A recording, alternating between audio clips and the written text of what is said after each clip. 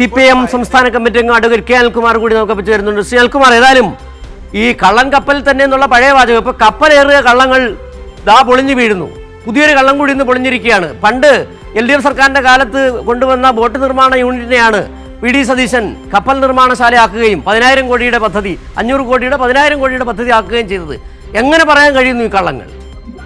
അല്ല, പിടിക്കപ്പെട്ടു കഴിഞ്ഞപ്പോഴാണ് അദ്ദേഹം യഥാർത്ഥത്തിൽ കഴിഞ്ഞ സർക്കാരിന്റെ കാലത്തെ പദ്ധതിയെക്കുറിച്ച് ഓർത്തത്.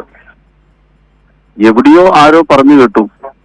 അതനുസരിച്ചാണ് ടാറ്റ ഇക്കാര്യത്തിലൊരു നിഷേധം നടത്തിയില്ലായിരുന്നെങ്കിലോ. ടാറ്റ ഗ്രൂപ്പുകാര് ഈ 10,000 കോടി രൂപയുടെ നിക്ഷേപം സംബന്ധിച്ച് ഒരു നിഷേധം നടത്തിയില്ലായിരുന്നെങ്കിൽ എന്തായിരിക്കും കേരളത്തിലെ ഒരു ആഖ്യാനം. ഒരു മുഖ്യമന്ത്രി മുൻകൈയെടുത്ത് അധികാരമേറ്റ് 2 മാസത്തിനകം 10,000 കോടി രൂപയുടെ കപ്പൽ നിർമ്മാണ യൂണിറ്റ് കേരളത്തിൽ ആരംഭിച്ചിരിക്കുന്നു.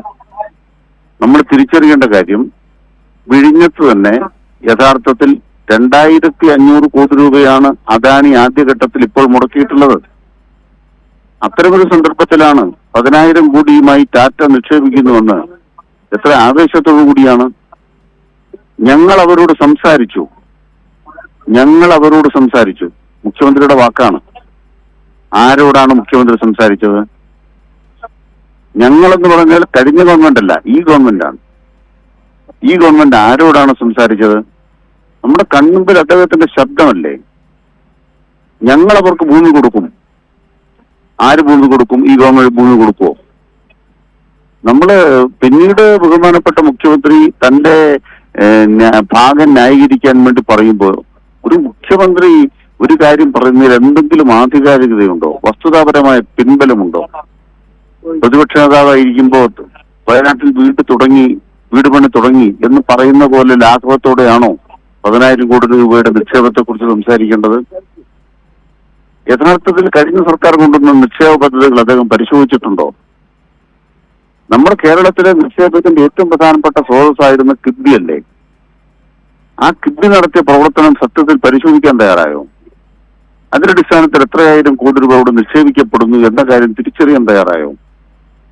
യാതൊന്നും തയ്യാറായില്ല എന്ന് മാത്രമല്ല, നിഷേധാത്മകമായി അദ്ദേഹം തുടർന്ന ആ രാഷ്ട്രീയം അധികാരത്തിലെത്തിയപ്പോൾ നേരെ മറിച്ച് ഒരു പോസിറ്റീവ് രാഷ്ട്രീയത്തിന്റെ അന്തരീക്ഷം കേരളത്തിലുണ്ടായി. ഞാൻ മറ്റൊരു ഭാഗം ചോദിക്കാം. ഈ പവർ കട്ടിന്റെ കാലത്ത് ഏത് നിക്ഷേപകനാണ് കേരളത്തിലേക്ക് വരാൻ പോകുന്നത്? ഇതേപോലുള്ള വൈദ്യുത പ്രതിസന്ധിയുടെ കാലത്ത് ഏത് നിക്ഷേപകൻ കേരളത്തിൽ വരും?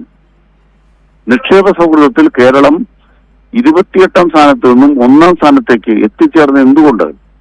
പവർ കട്ടില്ലാത്ത കേരളമായിരുന്നു. ഈ വൈദ്യുത പ്രതിസന്ധിയുടെ കാലത്ത് കേരളത്തിൽ നിക്ഷേപകൻ വരുമെന്നാണോ UDF വിചാരിക്കുന്നത്? കണ്ണടച്ച് ഇരുട്ടാക്കാനാവില്ല.